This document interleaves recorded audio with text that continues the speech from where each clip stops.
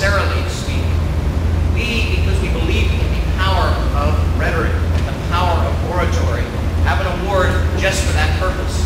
And the senior address will be from the student who receives this award.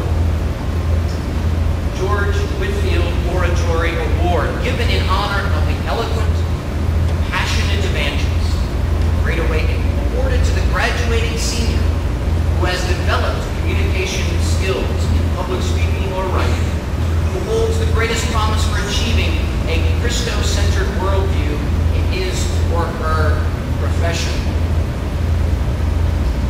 George Whitefield Oratory Award goes to Miss Kathleen Mara Mercado Cat.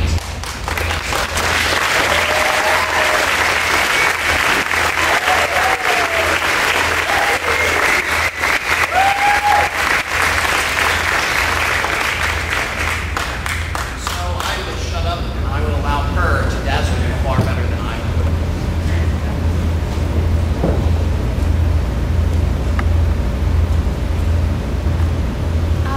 There's a quote I'd like to share tonight that was written down by a man named Dag Hammarskjöld. He was the Secretary General of the United Nations, and this was taken from a posthumously published collection of his personal reflections. Uneasy, uneasy, uneasy. Why?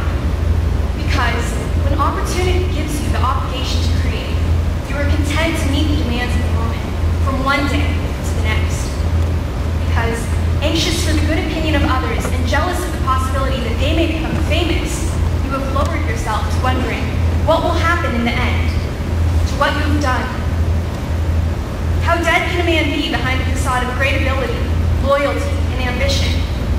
Bless your uneasiness as a sign that there is still life in you. But we have to realize that in this room and in the world, there are people who will shy away from that idea, who will recoil from my uneasiness and run from it. Uneasiness is a terrifying thing. Many back away from uneasiness as they would from a fearful beast. And so this doubt, this uncertainty, this quiet longing for more is hidden or smothered or buried or stamped out. Its quiet voice is drowned by the buzz of our little preoccupations. The 9 o'clock sitcoms, the new living room set, the next big raise at work. It's a great, big, scary world we're stepping into. A great, big, scary world that my class and I will become a part of.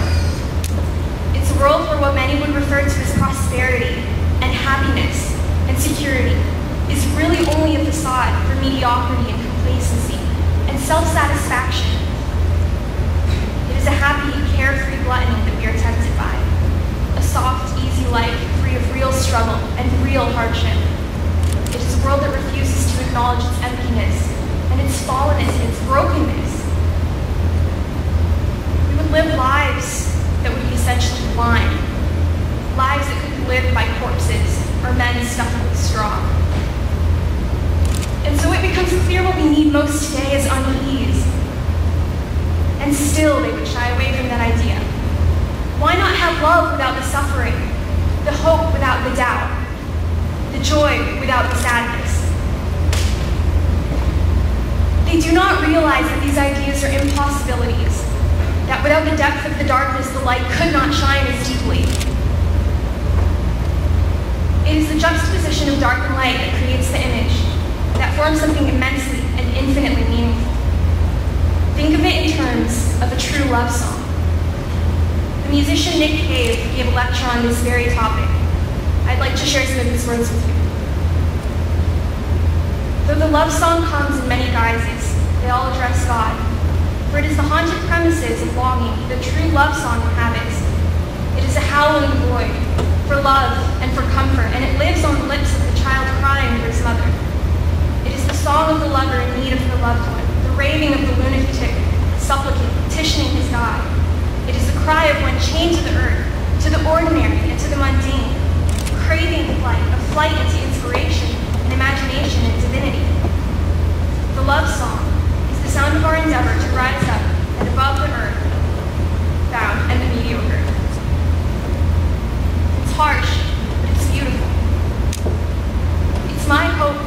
single person here, but especially for us, the Bearean Class of 2009, that we live lives that are love songs.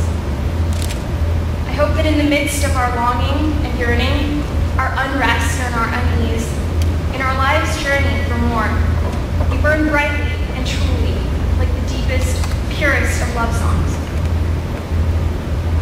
That we live lives that shine radiantly because around us it's darker than ever.